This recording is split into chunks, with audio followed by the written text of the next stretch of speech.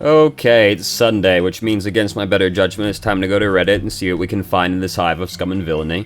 So I've been to the Overwatch University subreddit ahead of time and just scraped all the questions off the first couple of pages, and we're going to answer them now while some footage of Dragon Ball FighterZ plays in the background, because it's a better game than Overwatch.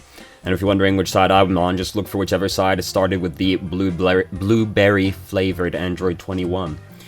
Finally got to play the game again. It was incredible. The day I got the controller, I played it for like 8 hours. It felt so good. So, anyway, first up is, can someone explain to me the concept of an on and off healer? I've never heard on healer before. I assume that the person has just heard off healer before and assume that the logical counterpart to an off healer would be an on healer, which, fair enough, but, you know, I assume they meant main healer and off healer. So, the main healer outputs a lot of healing. So, Ana, Moira, Baptiste are the three agreed-upon main healers. Mercy used to be one, not so much anymore. And they just output a lot of healing. The off-healers will sacrifice their healing output for some kind of increased utility instead. So, Lucio brings speed boost, Zenyatta brings Discord Orb, Bridget brings a stun, well, a lot of crowd control in general, you know, and Mercy brings damage boost. And they don't heal anywhere near as much, but they have other things that they bring to the team instead of their healing to make up for it. You always want to have at least one, well, there are some edge case scenarios where you don't, but you basically always want at least one main healer. In lower ranks, usually people will prefer to have two main healers because people are frankly not good enough to get by with one main healer a lot of the time, so usually, like, gold below, often higher than that, but at least gold and below, you'll usually see people run something like Baptiste and Moira and Ana, rather than, like, any of the off-healers as well. But ideally, you'd go one main healer, one off-healer, usually Lucio, currently, just because speed boost's really good. He's got one of the only defensive ultimates in the game. Zenyatta also does, but people are hating on Zenyatta a lot right now, which I don't really think is justified, but, you know, Zenyatta's the one that people have drawn from the hat of is currently dead and unplayable for some reason, so Zen's, like, fine, but usually people will prefer Lucio. The thing with Moira and Bridget as off-healers is they don't have defensive ultimates as off-healers, so they don't usually have the same kind of effect, but if you use them in the right situations, their utility is very strong. So if you can play Mercy with somebody who is really good to damage boost, like Ashe or Pharah, then that's usually counters the fact that she doesn't have a defensive ult. Bridget is usually picked as a counter pick to certain things, basically like divey boys and flanky boys. And she has a sort of defensive ultimate, but not really. But again, she has the kind of utility that if it's used in the right situations can, like, be more than enough to make up for the lack of a defensive ultimate. Sometimes you also don't need a defensive ultimate because the enemy team doesn't have any kind of, like, ult that needs to be countered. Like, they don't have, like, Dragon Blade or Graviton or something like that, so you can get by without it. Anyway, it's kind of an off on the tangent, but so that's the main difference between the main healers, less utility, more healing output, off healers, lower healing output, some kind of, like, big utility to them. You'll notice that Ana and Baptiste kind of break that because they have some pretty decent utility on top of their main healing output as well. Baptiste got the Immortality Field and the Amplification Matrix, though the Amplification Matrix is more often than not used as a personal ultimate, but, you know. And Ana, of course, has Sleep Dart and Nano Boost, as well as the Anti-Heal, which are incredible pieces of utility. So it's not like a one-to-one thing, you know. Moira's utility is that she has a lot of self-peel. You know, nobody really needs to put effort into keeping Moira alive, and Moira outputs just, like, a crazy amount of healing as well. But that's the difference. Off healer, lower healing, more utility. well, not strong utility, not necessarily more utility, because there's not really an off healer that has more utility than Ana, but you get the idea, So next up is how to play Soldier to his strengths. So I think that Soldier is, bar none, the most oppressive hero in the game when he's on high ground. Just because he has, like, very high self-sustain because of his biotic field. Also, I'm sorry I banged the table, that would have sounded great. He has a lot of self-sustain in biotic field. And so he doesn't need anybody to, like, sit up there and help him, really. It even lets him fend off, like, divers and flankers by himself, because he can just put the biofield down and fight them. And he just has a lot of suppression when he's, like, got this wide field of view, like, the superior angle of the high ground. Soldier's very oppressive. I think he's more oppressive on high ground on average than a McCree is. If the McCree is really good, he will be more oppressive than Soldier, but the caveat there is he needs to be really good. Soldier is quite easy, so it is much easier to get, like, a high oppressive feel out of him on high ground. So, and if you're going to play Soldier to his strengths, you need a map that has some really good high ground to control. So, Dorado, Nimbani, which is convenient. They're in the map rotation right now. Those kinds of maps where he has, like, a high ground that he can take advantage of that is just very strong. He's very strong on high ground. Also, long sight lines generally also benefit him. So something like King's Row, you can stand on just kind of, like, the opposite end of the street and be more or less as obnoxious as if you were on high ground. You don't have, like, the great angle anymore, but you're so far away, and again, you're tanky, so it makes it very hard for people to, like, necessarily deal with you, unless they have, like, a very dive-heavy team or a sniper, in which case, Soldier gets fucked. He's long range, but he's not sniper range, right? So if you're gonna play Soldier to his strengths, abuse high ground as much as you possibly can. Try to play him on maps that are more high ground focused. Close range maps, Soldier doesn't really like those very much. He's not the worst in, like, close range, but he definitely doesn't like it at the same time. Yeah, like, high ground is, I think, what you gotta go with. He is a Soldier that's on high ground is just so obnoxious, dude. Especially if your team, like, isn't prepared to switch to anything to counter him. Like, if nobody can pick, like, a sniper, or you don't have, like, any decent divers or flankers. Soldier just, like, sits up there and just annoys the fuck out of your team. The less shields the enemy team has, the better as well. But, I mean, that's true of a lot of people, isn't it? So, you know. Yeah, that's basically it. I think high ground you gotta go with. I think he is the most consistently oppressive hero if he has high ground control. So try and abuse high ground and long sight lines as much as possible, but preferably high ground. So next up is, how do you counter Pharmacy if you are no good at sniping? So you're basically just trying to, like, annoy them a lot, basically. There were a lot of people in the thread that were suggesting this that I don't think is something that the majority of the population will be able to take advantage of. They were saying, well, if they've got Pharmacy, that means the ground battle is 4v6. So if you just rush the 4 people on the point and win, Pharah doesn't matter anymore.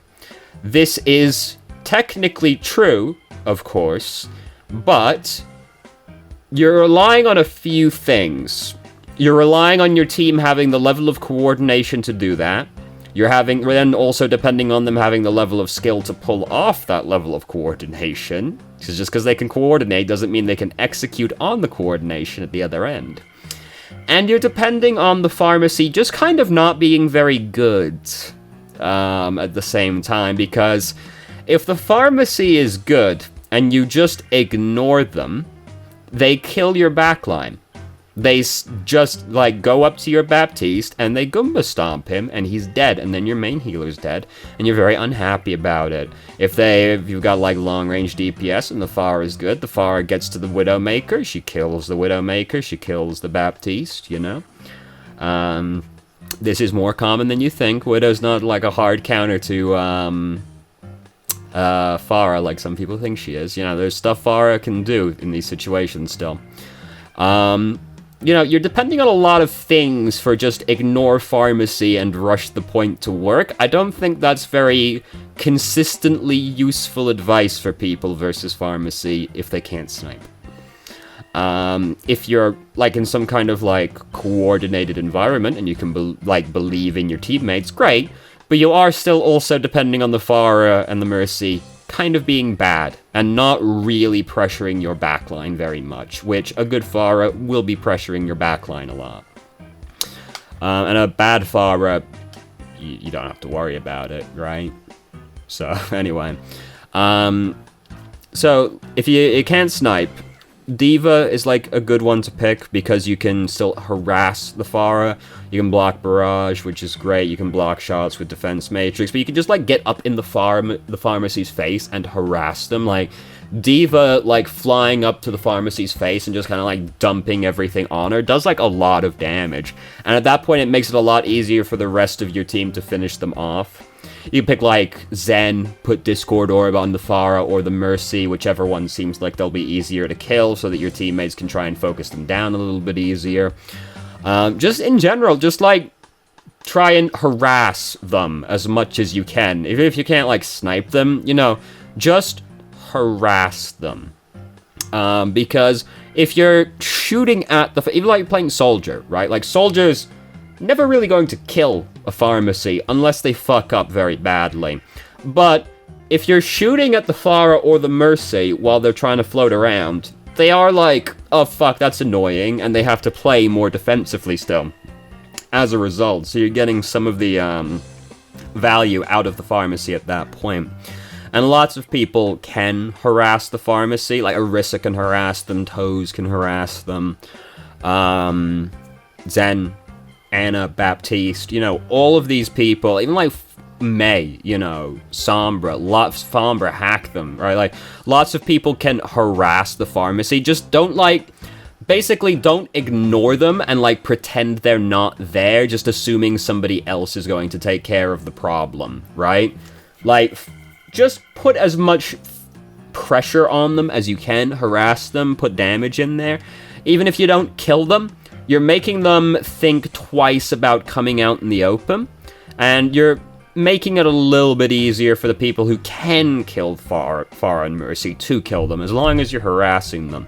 The issue is usually, with, like, Pharmacy, is that people go, oh, we've got some hit-scan DPS, they will hard counter the Pharmacy, as if Soldier has got some kind of, like, Pharah-seeking rocket that activates when Pharah's on the map. Tragically not the case. All of the hit-scan DPS, it's a skill matchup, because the Pharah, like, if the Pharah plays well, you don't get many opportunities to kill the Pharah as these people. And you need to actually be good enough to, like, consistently kill the Pharah, right? A McCree that can't aim is exactly as worthless as a sniper that can't aim. So don't, like, assume McCree is going to take care of it. Do what you can to harass them, even if it doesn't feel like it's going to be a lot. Sometimes the, like, little extra bit that you give them will help.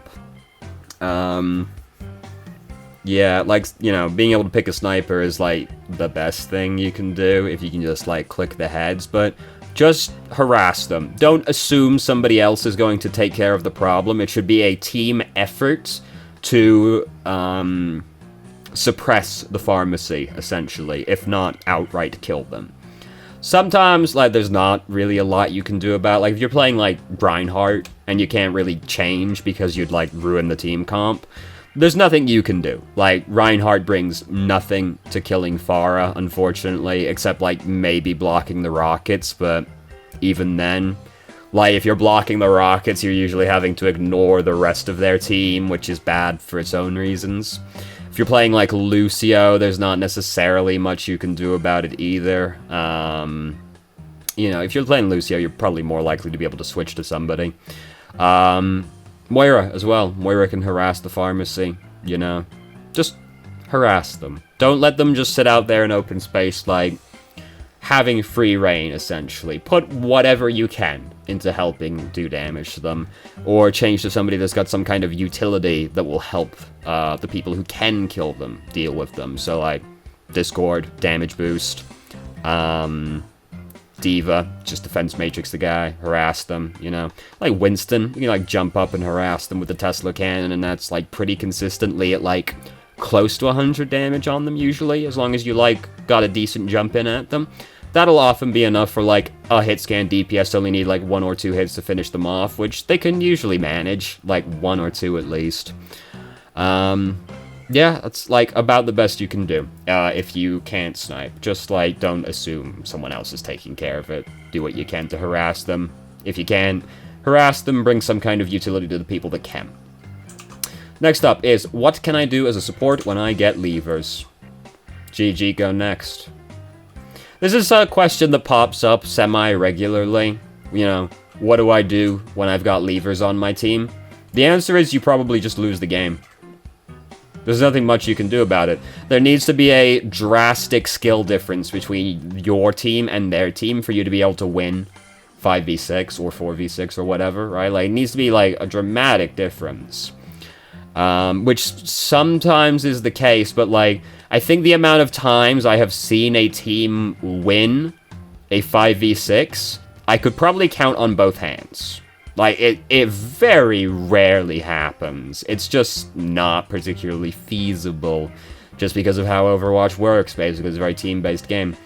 Like, people ask this question, like, basically, to me, it's like, you know, how can I, like, never lose a game, right? Like, what can I do when I've got levers and trolls on my team? Like, what can I do to stop that? You can't do anything. There's nothing you can do. You just have to move on and go to the next game. You know, it sucks, but, like, that you'll never win 100% of the games you play, partly because of this, and partly because you're a human-ass being, not a fucking god. You're not Jeff, right? You know, you can't do it. Don't sit around, like, wondering, what can I do if I've got levers and trolls on my team? The answer is, you lose the game, you try to not let it get you down, and you go to the next game. And then, hopefully next game, you don't have one. You probably don't. Sometimes you're unlucky and you get them multiple games in a row, but usually you don't. Nothing you can do. Don't sweat it. You know, you get to write that game off, right? You get it to the 5v6, or the game that had a lever, the game that had a troll in it. You get to just write that game off. You get to go, there was nothing I could do, dude. You know? There's nothing you can do, dude. So, next up is taking space with Sigma. So, this person was basically like, someone was arguing with them that Sigma was a main tank, and they were like, I don't get it, like, all the main tanks can just, like, pressure the fuck out of Sigma. It's really hard to make space with him, versus, like, any competent main tank, how work. The answer is that Sigma's not a main tank, so he doesn't really take space. I do want to highlight the top comment from this thread, though. Right, it was kind of a smaller thread, so it's not like, it being the top comment isn't necessarily completely damning for all of Reddit, but it's a little damning. It was, quote, Sigma is an off-tank, but he excels at dueling and can take small flanks, which amounts to taking space. I mean, if we let that be the standard that dictates what a tank is, like, over half of the cast is a viable off-tank, or main tank, right? Tracer is excellent at taking duels and can take flanks. She can take big flanks even, not just small flanks. So, do we consider Tracer to be an off-tank that controls space? No, of course we don't. That would be absurd, wouldn't it? So, I don't know about that one, bro. Anyway, the answer is that Sigma's an off-tank. He can't really take space. So, this is the thing with tanks, main tanks versus off tanks, right? The main tank is the one that takes the space, and then the off tank is the one that secures the space. So, the fact that Sigma is excellent at taking duels, right, as this person says, which is true, Sigma's a good duelist, that means, at least right now, we'll check back after he gets nerfed a few more times, because he's good at this, that means he's good at controlling the space, right? Because here's what you do, right? you have, like, the Reinhardt, the Orisa, who's looking at the enemy team, broadly speaking, right? And is blocking them, right? And the thing is, though, while Reinhardt or Orisa's doing that, right? Reinhardt in particular, I think Reinhardt's a much cleaner example than Orisa, so let's go with Reinhardt rather than Orisa. While Reinhardt is blocking the bad men, he cannot do anything else, right? He can't swing, he can't use his abilities, all of these things require taking his shield down, which he can't do because he's blocking the bad men. This is where the off-tank comes in. So because, tragically, the bad men are frequently extremely rude people. They do not always have the excellent manners to just all sit on that side of Reinhardt's shield and shoot at the shield. Sometimes a bad man will come on our side of the shield. And then what's Reinhardt to do? He still has to block the bad man. He can't take his shield down because then 5 bad men will be shooting at him instead of 1 bad man. What do? This is where the off-tank comes in. The off-tank comes in and they peel the bad men that have come in the close range off by pressuring them somehow. Zarya does this by having a lot of damage when high charge, and she can peel with her projected barrier. Roadhog does this by hooking the motherfucker, or he can body block. He also has crowd control because of the hook. Toes does this by killing the guy or stunning them with the rock throw, right? And Toes also has his own barrier, which is not as good as Reinhardt's barrier, but he has his own barrier that he can put up somewhere else to cover anybody that's on an odd angle, or he can just use it to, help Reinhardt out, cover him while his shield is recharging, or he can put it between the flanking bad man and whoever the flanking bad man is trying to kill, thereby protecting that person, right? So this is the thing with main tanks versus off tanks. Sigma is an off tank. He's not good at controlling space. It is extremely hard for him to just walk in anywhere, right? He can do it, it's not completely unfeasible for him to operate as a main tank would, but it is extremely difficult, and you are just better off picking a main tank instead. He won't get the same kind of effect as a main tank will as, Reinhardt or Orisa. They will more consistently get the job done, and Sigma's better filling the off-tank role. So, taking space with Sigma, not especially feasible. If you're trying to do it, you do it largely the same way that you would with, Orisa, where you leapfrog your team forward with your barrier. But, again, Orisa's just better at doing that. So, if you're gonna pick a main tank and you want to leapfrog at the bad men, Orisa's better at that. And then you can just have Toes as your off-tank, as the meta dictated not that long ago, so try not to take space as Sigma, try to play Sigma as an off-tank instead. You'll get more luck that way. So next up is, how much damage should I be doing as Reinhardt? And this was one of those, I get gold damage as Reinhardt, every game I play. Does that mean I'm playing with bad DPS? Please say yes. It was one of those kinds of posts. That's maybe me inferring a little bit much from the post, but that was the vibe it gave me.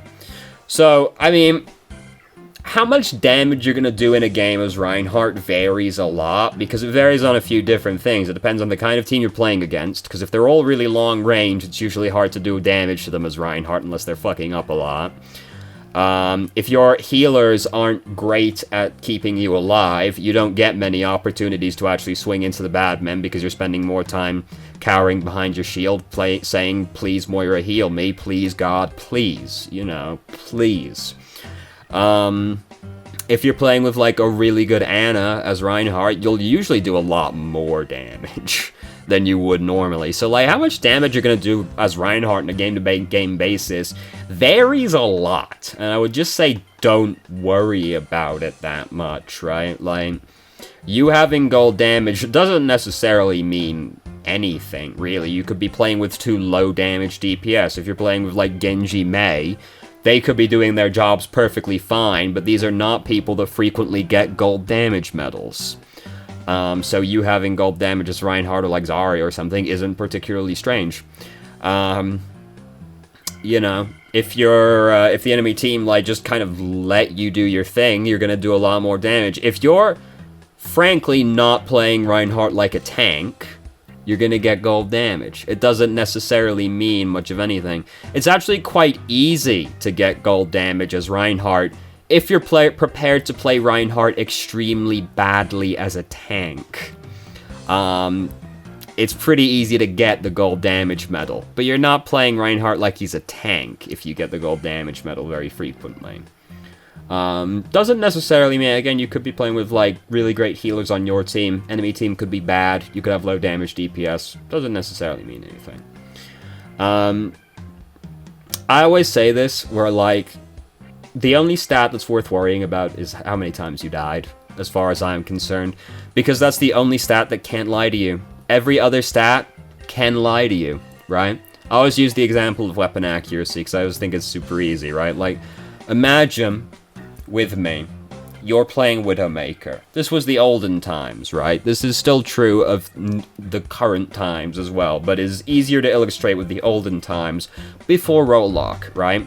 If you were playing Widowmaker, and you were playing against Goats, right? Goats is a lot of very easy to hit people. There's 3 tanks over there, right? You're gonna have a good, easy time hitting them. So you having a weapon accuracy of like 60%, which would usually be considered good, is suddenly more what you'd say like is average, really, because you're playing against a team of people that are easy to hit.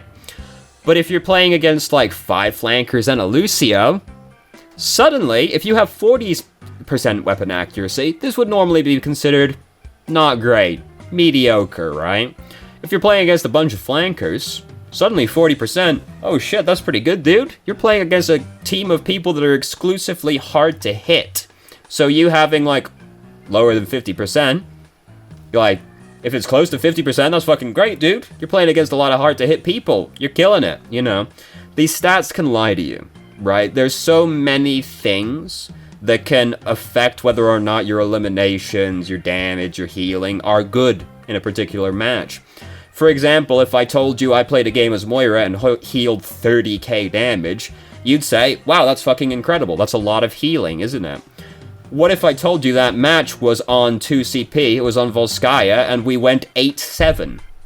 Suddenly you'd go, oh, well, 30 damage sounds about right then, actually, doesn't it? You know, like, you have to take the game into account with these things. You have to account, like, what am I playing against? What am I playing with? You know, how well am I doing in this specific game? How well are they doing in this specific game, right? There's, what's my composition? What's their composition? All these things can affect whether or not your stats were good or not. So, but deaths can never lie to you. It is always better to have died less than it is to have died more. There is no situation in which dying more is better. Someone usually tries to argue with me about this. They've been good about it the last couple times, probably because I've started saying this.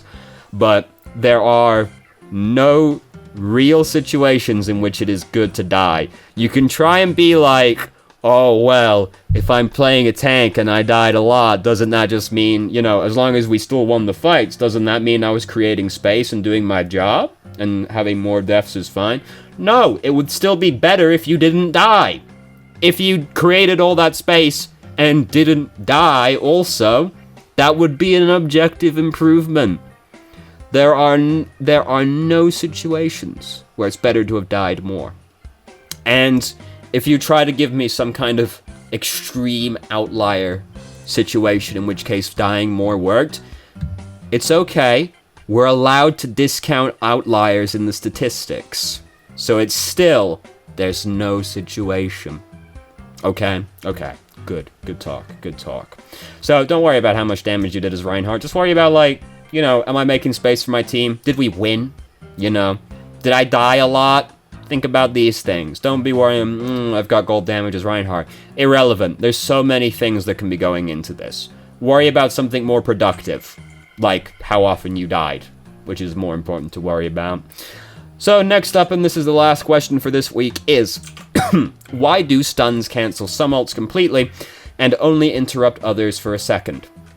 So it depends on the kind of ult that it is you stun. So there's a few kinds of ults. So there's transformation or buff ultimates. These flatly can't be interrupted, right? So, for example, Primal Rage, Dragon Blade, Tac Visor, Nano Boost.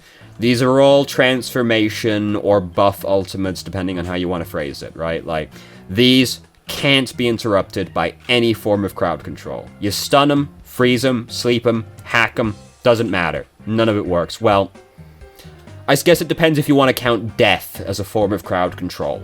If you want to count death as a form of crowd control, that'll interrupt these ultimates right good, okay? But, you know. So no, you can't stun these ultimates at all. They'll just, Winston stays angry, Genji keeps that sword out, you can't stop him. Next, these are the easiest ones to interrupt are channeled ultimates. These are some kind of persistent effect the hero is doing, where with these ultimates, if you stun them at any point after they've activated their ultimate, it will cancel it. Examples of channeled ultimates are Death Blossom, Coalescence, Barrage. What's another one? Death Blossom, Barrage, Coalescence, Whole Hog. These are all channeled ultimates. The hero is doing something. If you stun these people, freeze them, hack them, whatever, they lose their ultimate completely. And they're the easiest ones to interrupt. The other ults you can interrupt are ones that have a cast time, where the hero has to do something before... So you push your ult button, the hero does something, then when they finish doing that, their ult activates. So Lucio, when he uses Sound Barrier, he has to jump up in the air and touch the ground again, right? If you stun him before he touches the ground again, he loses Sound Barrier. Reinhardt, when he uses Earth Shatter, he has to pick up his hammer and hit the ground. If you stun him before he hits the ground, he loses Earth Shatter, right? So you can interrupt those kinds of ultimates as well. Call Mech has a cast time, right? If you interrupt D.Va, if you stun D.Va before she gets in the mech, she loses Call Mech. And then Mei also has a cast time, because she has to throw her robot physically. So if you stun her before she throws the robot, she loses Blizzard. So anything with a cast, even like Hammond has a very, very brief cast time. He can lose his ultimate. And then there are some ultimates that just don't have a cast time that you can't interrupt. So like, I guess you could count Transcendence as being like a transformation ultimate as well, couldn't you? Here's a fun one for you. Is Deadeye a channeled ultimate, or just an ultimate that has a very, very long cast time? Right? It's a channeled ultimate, but, you know, you could look at it as being a very long cast instead. Emp. Emp is like instant cast, right? You're not gonna interrupt Sombra. I think you can technically interrupt Sombra, but it's an extremely brief window if you can. It's like a fraction of a second. She just like does it. It happens, right? So we could just like go down the list of heroes that you can interrupt their ultimate, right? Let me bring up the list of heroes, and we'll just be like super inclusive on this one. Or all-encompassing would be a better way to put it. Overwatch. I kept trying to type in League of Legends so many fucking times right there. Go to the Overwatch wiki and we'll tell you what kind of ult it is. So, D.Va, self-destruct, instant cast, can't be interrupted. Call Mech can be interrupted. Bongo is deployed instantly, can't be interrupted. Earth Shatter has a cast time, can be interrupted. You start the next game over here. Yeah, that one. Earth Shatter, cast time can be interrupted. Whole Hog, channel ultimate can be interrupted at any point. Sigma currently can only be interrupted before he lifts, but honestly the patch notes wording was kind of weird, but I assume it can just be interrupted basically. After that, Primal Rage, Transformation Interrupt, Ultimate can't be interrupted. Wrecking Ball, very brief cast time, can be interrupted. Zarya, instant cast, can't be interrupted. Ashe, she throws Bob on the field. You can do stuff to Bob, you can't do anything to stop Ashe summoning him. Bastion, Transformation Ultimate, can't be stopped. Doomfist, instant cast, can't be interrupted. Genji, Transformation, can't be interrupted. Hanzo, can be interrupted, has a casting time. Junkrat, Riptire, has a cast time, can be interrupted. McCree, channel. Mei, cast time. Pharah, channel. Reaper, channel. Attack Visor, Transformation, can't be interrupted. Sombra, can't be interrupted. Symmetra, can't be interrupted, instant cast. Torbjorn, can't be interrupted, but you can really fuck Torbjorn up. You can really fuck him up once he starts casting it. It's like, it's a really big tell. It's like really easy for like D.Va to eat all of this shit. Pulse Bomb, instant cast. No, it's not instant cast. It can be interrupted. It just has a very brief window to be. The cast time is very brief. The Widowmaker Infrasight can be interrupted. Is a channeled effect now. As soon as she dies, it's gone. The Ana can't be interrupted. Transformation. Baptiste, instant cast, can't be interrupted. Bridget, can't be interrupted. Lucio, cast time. Valkyrie, transformation, can't be interrupted. Moira, coalescence, channeled, can be interrupted. And Zenyatta, transformation, ultimate, or instant cast, can't be interrupted. There you go. That's all of the ultimates and if they can be interrupted or not. There you go. We've been as all-inclusive as we can possibly be. So, there you go. That's the end of that question. So, now, we just wait for this game to end. So I finally got to play the game again. This means I finally actually got to play Dragon Ball Super Broly. Feels really good. I like him. He's a very grapple heavy character, which there isn't really one in fighters currently, before him anyway. There are characters with grapples, but I wouldn't really consider any of them grapplers.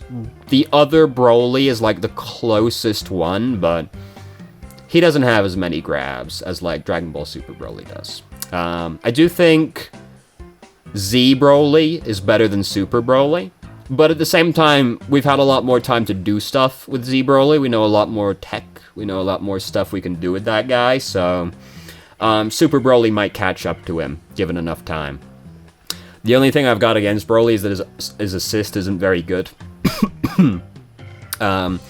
Which, if you've listened to me complain previously, you'll know my team doesn't really have a good assist on it anyway, and my team is kind of bad. So, putting Broly on there is a little unfortunate, because then it's just like no good assist anywhere again. But we make do. Basically, my team operates under the assumption of all three of them can be point characters, so you just kind of try and hopefully do well with all three, like, independently of each other. Broly's great, though. He's one of those characters where if you get, like, a hard read on someone, it feels fucking incredible. Someone's jumping in on you and you use the anti-air grab, you fucking grab them and you start fucking Loki slamming them into the ground. It's incredible. He's got an aerial grab, they fucking jump at you, you jump, you just fucking scoop them right out of the sky. Feels incredible. Also has an incredible ultimate, and a really good end screen. Look at that. You never see it because people just skip it, but looks great.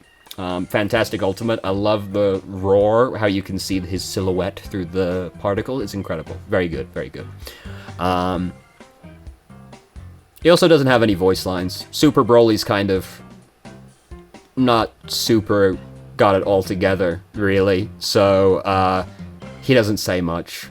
Fucking Z Broly says a bunch of shit, right? Like, he's really fucking angry, but he's also, like, coherent. Super Broly, no, he just yells and grunts, basically. So, you know, that sucks. But everything else is great.